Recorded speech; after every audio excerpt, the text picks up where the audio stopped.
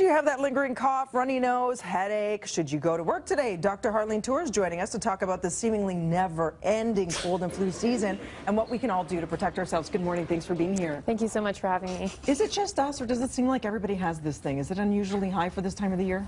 It shouldn't be. Usually around this time of year in my clinics, I start to see a waning number of patients coming in with coughs, colds, flu-like symptoms now as we start to get into spring.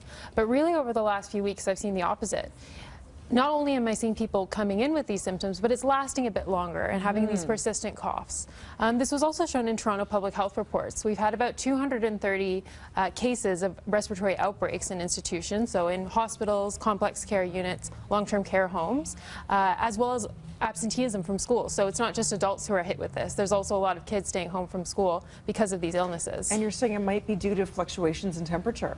Exactly. So it's not the temperature itself so much that's causing these illnesses. I know we had a bit of a mild winter, and then we had a bit of a cold spell along with March break. So these illnesses are really transmitted when people are close together. Right. So thinking about office buildings and planes, daycares especially, these are where these illnesses can spread like fire, like wildfire, and then can circle back. What is the difference between a cold and a flu?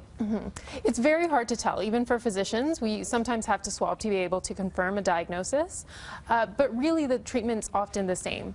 For those people who have a kind of standard cold or flu-like symptoms of cough, runny nose, nasal congestion, and a sore throat, we usually treat it conservatively, so Tylenol, Advil, those kinds of things to keep the fevers down. Over-the-counter meds. Exactly.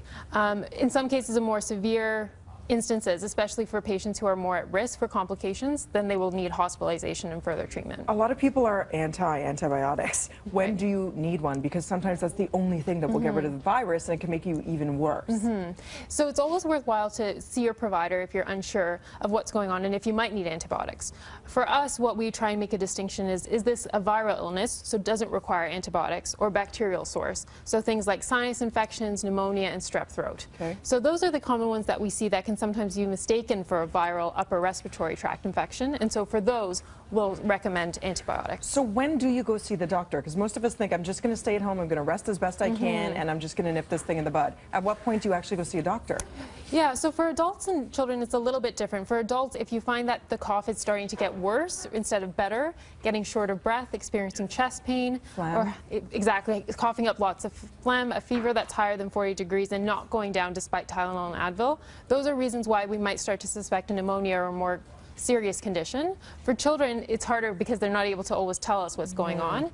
So seeing how much they're eating and drinking. A little bit of fatigue is normal, but if it's difficult to get them up, that's a time for them to come back in and see a provider. Because it's always the challenge, you know, do you want to be in a waiting room for potentially 3 or 4 hours, or an emergency room where they're exposed to even more bacteria and fatigue, and you think, is it worth it? Is it best to just leave them to rest? But you say if the fever's over 40? Exactly. Take them to the hospital doctor. And I see lots of patients coming in kind of thinking that they have a fever. It's really important to have a thermometer at home because even that can make a difference. Sometimes people have kind of chills or sweats, but without an actual fever. Thank you, Dr. Toor. Great information, and stay healthy, everybody. For more information, breakfasttelevision.ca.